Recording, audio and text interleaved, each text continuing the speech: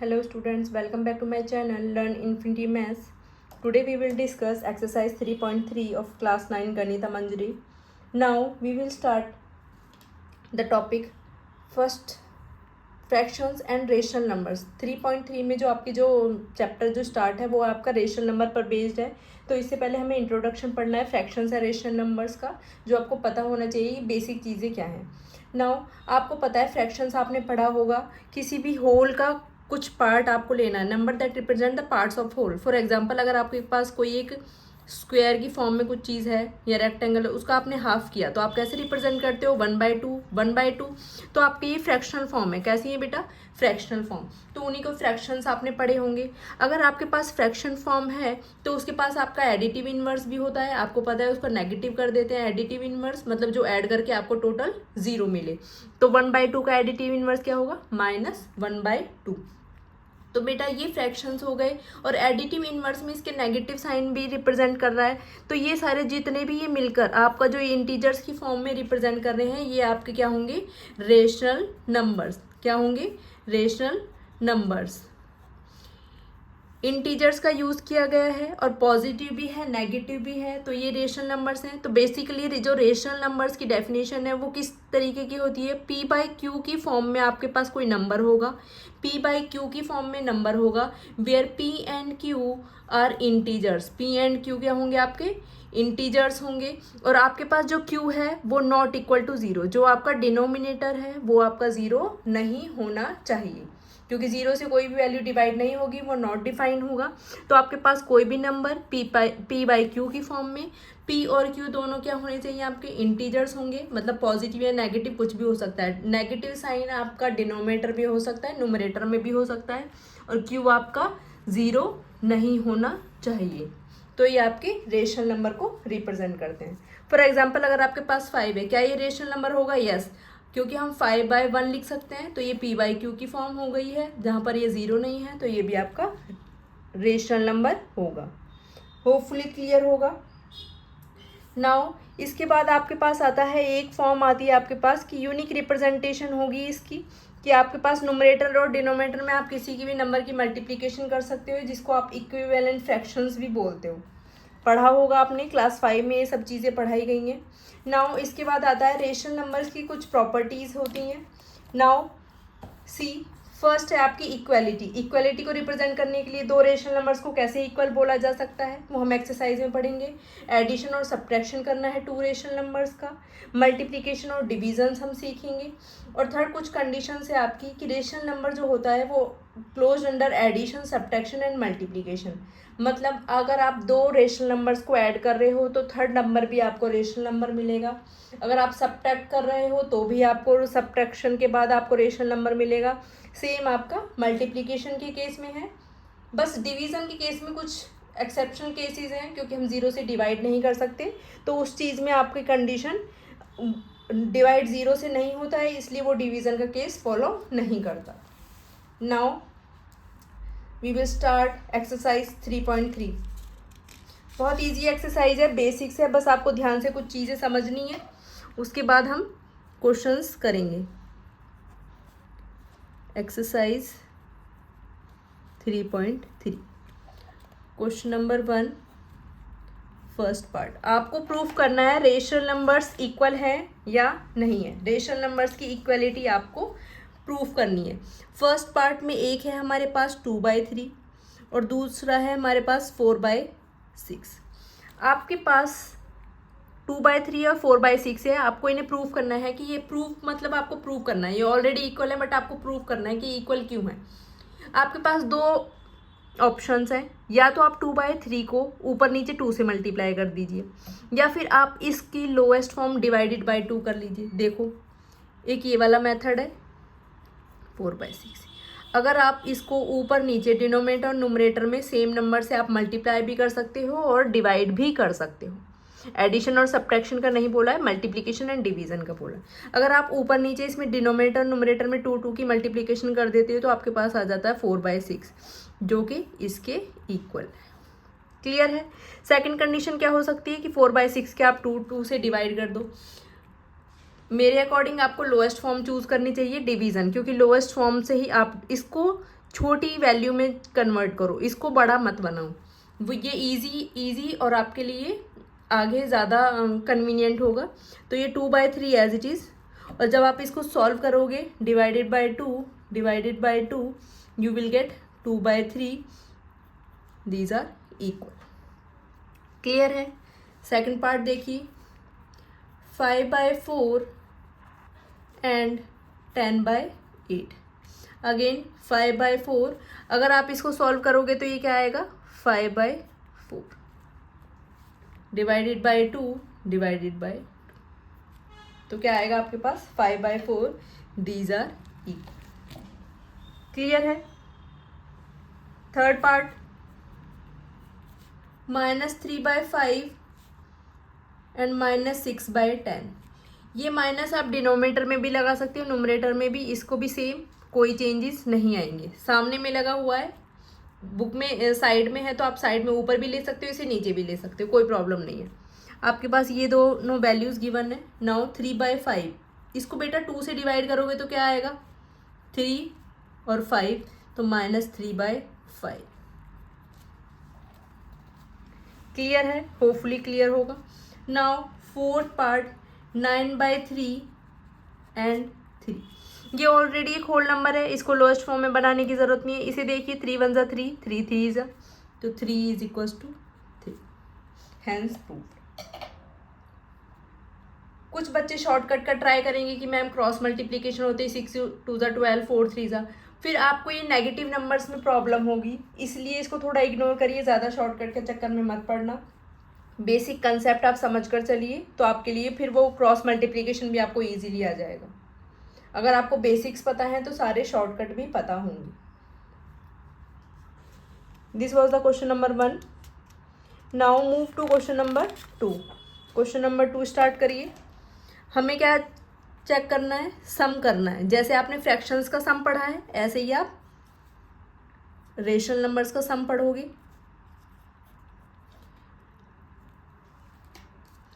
कुछ बच्चे denominator same करते हैं, तो बेसिकली आपको एक एलसीएम लेना होगा। एलसीएम डिनोमिनेटर्स का, किसका? डिनोमिनेटर्स का, 5 एंड 10 का। 5 और 10 का एलसीएम लोगे, 5 से डिवाइड करोगे, 2 से डिवाइड कर दीजिए, ये 5 एज इट इज़ 5 पर जाएगा, 5 1। तो एलसीएम कितना आया आपके पास 2 × 5 इज इक्वल्स टू 10। एलसीएम क्या आया 10। क्या करोगे नेक्स्ट स्टेप, एलसीएम 10 आया तो पूरे के नीचे आपके पास 10 आ जाएगा डिनोमिनेटर। नाउ ऊपर 2 number as it is multiply 5 से इस 10 को डिवाइड करो, 5 से इस 10 को डिवाइड करो तो क्या आएगा 2 की मल्टीप्लिकेशन आप इसके पास करोगे। समझ में आया? आपके पास 2 एज इट इज़ और इस 5 से 10 को डिवाइड करो तो आपके पास 2 आएगा, 2 की मल्टीप्लिकेशन इसमें, plus again 3 as it is multiply 10 को इस 10 से डिवाइड करो तो 1 आएगा और 1 की मल्टीप्लिकेशन इसमें।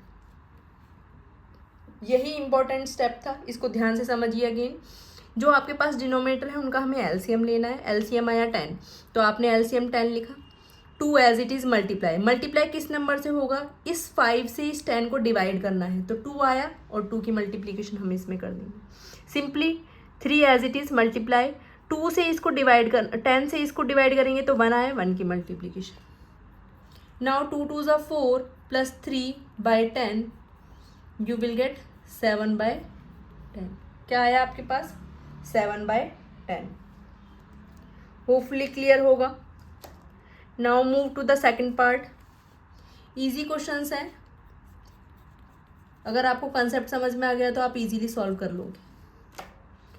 अब आप अगेन 12 एंड 8 का एलसीएम लीजिए, 12 एंड 8 का एलसीएम लीजिए, 2 6 ज़ा 12, 2 4 ज़ा 8, 2 3 ज़ा 6। एलसीएम क्या आया आपके पास 2 × 2 × 3 × 2 24। एलसीएम क्या आया 24। तो सिंपली आप क्या लिखोगे पहले 24, again 7 as it is multiply किससे करते हैं 12 से इसको डिवाइड करिए तो 12 से 24 को डिवाइड करोगे तो 2 आएगा और 2 की मल्टीप्लिकेशन यहाँ पर, plus again 5 as it is multiply. अब क्या करोगे, 8 को डिवाइड करो, 8 से डिवाइड करो 24 को, तो क्या आएगा 3, 8 3 जा, तो वो 3 आपके पास क्वोशिएंट वैल्यू यहाँ पर लिखी जाएगी। ये आपका कंप्लीट ही डिवाइड करेगा। नाउ यू कैन सॉल्व 14, 5 3 जा 15 divided by 24, you will get 29 divided by 24. This is the answer. Hopefully clear होगा. This is the question number 2, second part. Now move to the third part. Question number 2. Third part में क्या add करना है, -4/7 plus 3/14. आपके पास क्या है, -4/7 plus 3/14. -4 के साथ है, एज इट इज रहने दीजिए. 7 और 14 का एलसीएम का क्या आएगा, 2 7 जा एंड 7 1 जा 7. तो आपके पास एलसीएम क्या आया, 2 × 7 = 14. 14 एलसीएम आया. अगेन 14 एलसीएम है. -4 सिंबल के साथ ही लेना है, मल्टीप्लाई. 7 से 14 को डिवाइड करो, 2 आएगा, तो 2 की मल्टीप्लीकेशन यहाँ पर, plus 3 as it is multiply. 14 से इसको डिवाइड करोगे तो 1. -8 plus 3 divided by 14, you will get, solve करोगे, -8 प्लस 3 अपोजिट साइन है, सब्ट्रैक्ट करोगे, और साइन कौन सा आता है, जो बड़े वाला नंबर के पास होता है, तो माइनस का साइन आएगा. This will be the -5 divided by 14. This is the third part of question number 2. Hopefully clear होगा. yes or no? Now we will solve question number 3, subtraction. Question number 3 first part. ये addition थे अब तक. अब हम करेंगे subtraction. Same ही concept है. 5/6 minus 1/4. 5/6 minus 1/4 is equal to 6 and 4. 6 and 4 का एलसीएम लीजिए. 2 3 जा 6, 2 2 जा 4, 3 एज इट इज 1. तो एलसीएम क्या आएगा हमारे पास, 2 × 2 × 3, 12 इज द एलसीएम. तो एलसीएम क्या आया, 12. Again 5 as it is multiply किससे करना है, 6 से डिवाइड करो 12 को, तो 2 आएगा, 2 से मल्टीप्लाई. -1 एज इट इज 4 से डिवाइड करो तो 3 आएगा, 3 से मल्टीप्लाई. 5 2 जा 10, -3 divided by 12, you will get 7 divided by 12. This is the answer. Hopefully clear होगा. Now move to the second part. 11/8 minus 3/4. Take LCM. LCM क्या आएगा, 8 और 4 का बेटा एलसीएम क्या आएगा, 8 ही आएगा. जो दोनों में से इसका मल्टीप्लिकेशन है ना, ये 4 और 8 का, तो डायरेक्ट आप लिख सकते हो 8. आप एलसीएम निकाल भी सकते हो. अगेन 11 मल्टीप्लाई, 8 से डिवाइड करो तो 1 आएगा, 1 से multiply. 3 as it is multiplication, 4 से 8 को डिवाइड करो तो क्या आएगा, 2, 2 से multiply. Now 11 minus 6 divided bye 8, you will get 5/8. This is the answer. Hopefully clear होगा. Now move to the third part. Third part का में -7/9 माइनस -2/3. आपको ये सब्ट्रैक्ट करना है. पहले आपको ये डायरेक्ट सब्ट्रैक्ट नहीं करोगे, पहले सॉल्व करने से पहले आपको ये ब्रैकेट सॉल्व करनी है. -7/9 माइनस की मल्टीप्लिकेशन प्लस 2/3. अगेन ये इसका मल्टीप्लिकेशन है, मतलब 3 की टेबल में 9 आता है, तो डायरेक्ट आपके पास एलसीएम आ जाएगा 9. -7 एज इट इज़ मल्टीप्लाई, 9 से 9 को डिवाइड करोगे तो 1, plus 2 as it is multiplication, 3 से 9 को डिवाइड करोगे तो 3. Again -7 plus 6 divided by 9 is equals to, इसको सॉल्व करोगे, -7 plus 6 -1/9. This is the answer. This is the answer. This was the question number 3। Hopefully आपको क्लियर होगा। एडिशन और subtraction जैसे फ्रैक्शंस का होता था ऐसे ही आपके पास रेशनल नंबर्स का भी है, और ओल्ड एनसीईआरटी में आपने 7th और 8th क्लास में भी पढ़े होंगे। Now move to the question number 4। Question number 4 easy है, मल्टीप्लीकेशन है direct. 2/3 multiply by 3/10। Second part भी लिख लीजिए। 7/11 मल्टीप्लाई 5/8। फर्स्ट पार्ट सॉल्व करिए। आपके पास दो ऑप्शन है, या तो इनको कैंसिल आउट कर लीजिए या डायरेक्ट मल्टीप्लाई करके उसकी लोएस्ट फॉर्म कर लीजिए। तो आप डायरेक्ट ऊपर नीचे जितने भी हैं आप सब डिवाइड कर सकते हो। 3 1 ज़ा 3, 3 1 ज़ा 3, 2 1 ज़ा 2, 2 5 ज़ा 10। ऊपर क्या बचा? 1 × 1 1, 1 × 5 5, 1/5। कुछ बच्चों को समझ नहीं आया होगा तो आप ऐसे भी सॉल्व कर सकते हो। 2/3 मल्टीप्लाई बाय 3/10। नुमरेटर की नुमरेटर में मल्टीप्लिकेशन, 2 3 ज़ा 6 डिवाइडेड बाय 30। अब आप इसको सॉल्व कर लीजिए। 6 से आप डिवाइड कर सकते हो ऊपर नीचे, तो 6 1 ज़ा 6, 6 5 ज़ा 30। ऐसे भी कर सकते हैं, बट आप ऐसे सॉल्व करना सीखिए। मल्टीप्लिकेशन है और ऊपर नीचे के आप कैंसिल आउट कर सकते हो, मतलब डिवाइड कर सकते हो आप। Now move to the second part. कुछ कॉमन नहीं है मल्टीप्लिकेशन, तो डायरेक्ट मल्टीप्लाई कर दीजिए। मल्टीप्लिकेशन का रूल होता है रेशनल नंबर में, नुमरेटर की नुमरेटर में मल्टीप्लाई, डिनोमिनेटर की डिनोमिनेटर में मल्टीप्लाई। तो सिंपली आपको मल्टीप्लाई करना है। 7 5 ज़ा 35 और डिनोमिनेटर में 88। ये फर्दर सॉल्व नहीं हो सकता। This is the lowest form. Now third part है इसका -4/7 मल्टीप्लाई बाय 5/14। अब आप इसको सॉल्व करोगे। ये 2 से डिवाइड हो रहा है, 2 2 ज़ा 4, 2 7 ज़ा, इससे आगे नहीं सॉल्व होगा। तो ये क्या है? -2 × 5 डिवाइडेड बाय 7 × 7, तो -10/49। This is the answer, -10/49। Simply multiplication का रूल, पहले उसको मल्टीप्लाई कीजिए फिर उसको लोएस्ट फॉर्म में, या पहले आप लोएस्ट फॉर्म में कर सकते हो उसके बाद मल्टीप्लाई कर लो, आपके पास ऑप्शन है। होपफुली क्लियर होगा। Now move to the last part. This is the division. Division के क्या रूल होंगे? डिवीजन के क्या रूल होंगे? सिंपली मल्टीप्लिकेशन जैसा ही है और उसके पास आपको क्या करना है? सॉल्व करना है simply. Now move to the question number 5। आपको डिवाइड करना है। डिवाइड कैसे करोगे?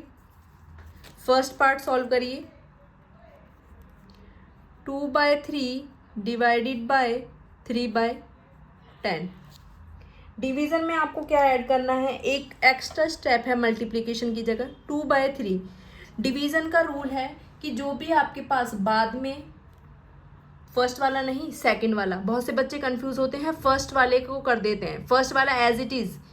डिवीजन की जगह आपको एक मल्टीप्लिकेशन का साइन लगाना है और ये इसका क्या कर देना है? रेसिप्रोकल। क्या करना है? रेसिप्रोकल। रेसिप्रोकल मतलब उल्टा, डिनोमिनेटर नुमरेटर बन जाएगा, नुमरेटर डिनोमिनेटर, तो 10/3। First step as it is जैसे आपका डिवाइड करना है। डिवीजन का साइन हटाकर मल्टीप्लिकेशन करना है। जैसे ही ये मल्टीप्लाई होगा तो ये क्या हो जाएगा? उलट जाएगा, उल्टा हो जाएगा। अब आप इसको सॉल्व कर लीजिए। 2 की मल्टीप्लिकेशन करो 10 में, क्योंकि ऊपर नीचे कुछ डिवाइड नहीं हो रहा है तो आप डायरेक्ट मल्टीप्लाई कर दो 20 divided by 9। This is the answer. बस एक ही स्टेप आपको याद रखना है। डिवीजन डिवाइड का साइन जैसे ही हम हटाते हैं तो मल्टीप्लिकेशन का साइन आ जाता है। Now second part, 7/10 divided by 5/8। Again 7/10 as it is, divide को हटाओगे तो 8/5।